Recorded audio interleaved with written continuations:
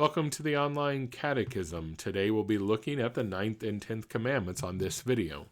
What are the 9th and 10th commandments? Well, the 9th commandment we'll start with here is you shall not covet your neighbor's house. Martin Luther, in his small catechism, tells us that this means that we should fear and love God so that we do not scheme to get our neighbor's inheritance or house or get it in a way which only appears right, but help and be of service to him in keeping it. Remember, we've already had a commandment that talks to us about stealing, and so coveting is something different than stealing. We might say that coveting is the thing that often leads to stealing. It is when we have that thought in our mind that we want something, and then we go about devising a way in which we might get it in a way that is not holy, that is not God-pleasing. But the first commandment tells us that we should not covet our neighbor's house. The second of these commandments that we cover together, the 10th commandment here, also speaks to us about coveting, and that is why the 9th and 10th commandments are covered together. The 10th commandment says, you shall not covet your neighbor's wife or his manservant or maidservant, his ox or donkey, or anything else that belongs to your neighbor. What does this mean?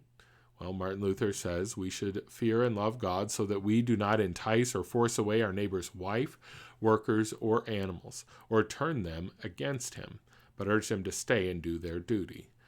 Yes, we cover the 9th and 10th commandments together for one reason. The Bible tells us that God gives us these commands, and the Bible also tells us that there are 10 of these commands, but the Bible does not number it. And so Christians have largely followed two different ways of numbering the commandments, and the one that Lutherans have typically followed means that we get 2 commandments at the end about coveting. What is the difference between the 9th and the 10th commandment? Well, like I said, in one way they're very similar, dealing with covetousness. But we might say that the 9th commandment talks about coveting something that cannot be lured away. In other words, we're told not to covet our neighbor's house, and it's very hard to, go up to your neighbor's house and say, why don't you come and be my house? However, when we get to the 10th commandment, we are talking about things that can indeed be lured away in very similar ways to what I have just spoken about, right? One can try to lure one's neighbor's wife away, or some of their workers, or even their livestock can be lured into their field instead of the field of the owner. So in both of these cases, we're talking about coveting, but we're talking about coveting different kinds of things, we might say. However, they're similar enough that we'll cover them together. Let's talk first about what coveting actually is. The best way I know to describe coveting is a desire to have something that one becomes convinced so strongly of that desire that they believe that they cannot be happy without that thing. Right? So the scriptures do not tell us that it's inherently wrong to desire something or want something. If you're living in a really ratty one-bedroom apartment and you hope someday to be able to have a house of your own, that is not in and of itself sinful. And yet we must be careful, because it would be equally true that even in that same situation, if you decide that you will be miserable and not be thankful to God while you live in that one-bedroom apartment, well, then you are getting into coveting.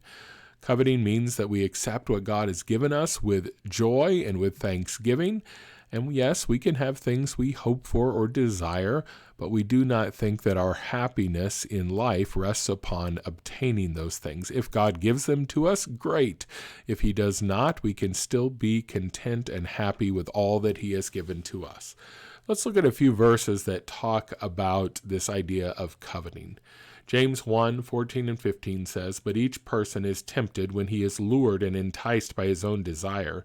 Then desire, when it has conceived, gives birth to sin, and sin, when it is fully grown, brings forth death.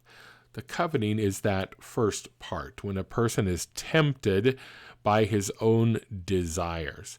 What we see here, and we'll talk about this in just a little bit, is that coveting then leads to all sorts of sins, right? If we're coveting our neighbor's wife, that could lead to adultery. If we're coveting one of their possessions, that could lead to stealing, and so forth. And of course, wherever sin is, death is not far behind.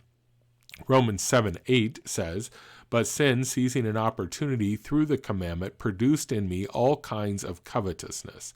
For apart from the law, sin lies dead." Paul here is saying an interesting thing. He says that sometimes we know that we are forbidden from having something. The law reveals that to us. Well, now our sinful desires come up and say, well, I want that very thing that is forbidden to me. And that indeed is at the heart of covetousness. Again, if something is not given to you by God, and especially if it is forbidden to you by God, and yet you continue to think about how you will get it in some way, that is coveting. James 4:2 says, "You desire and you do not have, so you murder. You covet and cannot obtain, so you fight and quarrel. You do not have because you do not ask." So here we're noticing that coveting can even lead to something as grave as murder, and certainly can lead to fights and quarrels, right? If you're trying in your mind to take something that is not yours, well, it's very likely that you're not going to get along with that person who has that currently. And again, here we're reminded, if we want something, we're to ask God for it. We're not to try to scheme and get it. We simply ask God in prayer for that thing, and he may well give it to us, or if he doesn't, we trust his fatherly goodness that he knows what he is doing, and we remain content with what he has given us. The problem is that the world we live in, and probably the world always, but especially the world we live in, is constantly enticing us to want more and more. Every advertisement we see suggests to us that happiness is one purchase away. Every time our friends get something new or our neighbors, Satan tries to convince us that we will not be happy without it. Soon we can become very unhappy simply because we do not have something we don't even need. Indeed, this is the heart of coveting, again, is that we have this desire, and this desire is so strong that it tells us that if it is not fulfilled, we cannot be happy. And again, realize that these advertisements are everywhere in our world. If you're driving down the interstate and you see an advertisement for a restaurant, you all of a sudden think, well, gosh, I've got to eat at that restaurant. And yes, I brought a sandwich with me, but I won't be happy unless I go eat at that restaurant. That's coveting. We see advertisements all the time when we turn on our computers or our smartphones. All sorts of things are being advertised to us, and they're really trying to tell us your life is not fulfilled without this thing. You will not be happy without it. All of these things are indeed leading us to not be content with what we have. And in a consumer society in which we live, this is always going to be a ready temptation for all of us to live in a state of never being content because we think we always have to have more and more.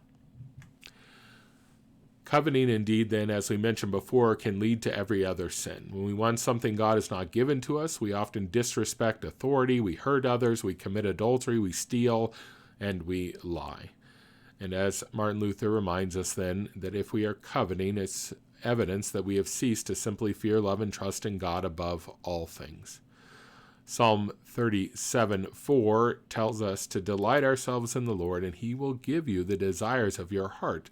So again, it is not wrong to want or to desire things that we do not have. What is wrong is to try to get them ourselves rather than simply asking God for them. What is wrong is to be discontent with what God has already given rather than being content with what God has given and asking him for more things. Yes, as you've probably seen already throughout this presentation, the opposite of covetousness, and sometimes, since that's not a very familiar word, this is the easiest way to define it, is that coveting is not being content. And contentment is what God calls us to. We see this here in 1 Timothy chapter 6, verses 6 through 8. It says, "Now there is great gain in godliness with contentment, for we brought nothing into the world, and we cannot take anything out of it. But if we have food and clothing, with these we will be content. Boy, there's a lot to think about there, right? First, that with the very basics, we are to be content, right? This is not, do I have the latest cell phone? Then I'll be content. Do I have that newest of car that gets the best gas mileage and that people look at and think looks really great? No, if we have the very basics, then we are to be content. And in fact, if we are content and live our lives in godliness, that is great gain. In other words, not only is it what God desires, but it's actually the best way to live our lives. Those who are truly content are the happiest people on earth. We're reminded, of course, after all, we didn't bring anything into the world and we can't take anything with us. So therefore, we are to be content with what God has given to us each day and give him thanks. Hebrews 13:5 says, "Keep your life free from the love of money and be content with what you have, for he has said, I will never leave you nor forsake you." Again, we're reminded here that our contentment flows from understanding that God knows what he's doing, that he's our Father, and that he will give us everything needful. He'll never leave us or forsake us. And if that is true, then that what we have at any moment is what God has determined that we need. And so he has not left us or forsaken us. We don't need to want other things to such a degree that we're not happy without them. No, we are called as God's people to be content and thankful. Yes, God's promise to provide, as we just said, means that we should not always think that we need more things to be happy. He's given us exactly what we need for the day, and at the end of each day we can rejoice in what God has given us and be content. God may indeed give us more tomorrow, but we have his promise that today and tomorrow we will have what we need. If we could really take that to heart, that this is what we need is what God gives. And God has promised to give what we need each and every day. If we truly believe that, how transformed would our lives be? Let's also mention that contentment then leads to every blessing. If covetousness leads to sin, as we said before, now we recognize that contentment leads to every blessing. For when we recognize that God has given us everything, we don't need to disrespect authority. No, we honor it because it's what God has given. We don't need to hurt others, commit adultery, steal, and lie to take things away from our neighbor. No, we're free instead to help our friends and neighbor in love just as God has loved us. Yes, contentment is the fruit of fearing, loving, and trusting in God above all things. It comes from the conviction that we find here in Psalm 107, verse 9, "For he satisfies the longing soul, and the hungry soul he fills with good things." Our God is not a stingy God. He gives us what we need, and he gives us far more than what we need. And if we truly believe that, we will lead lives of contentment rather than lives of covetousness, and will be blessed in doing so. For covetousness leads to sin, while contentment is found in God in this way, that we can know that he will give us exactly what we have need of, and we can rejoice in that. Thanks for checking out the online catechism today as we looked at the 9th and 10th commandments.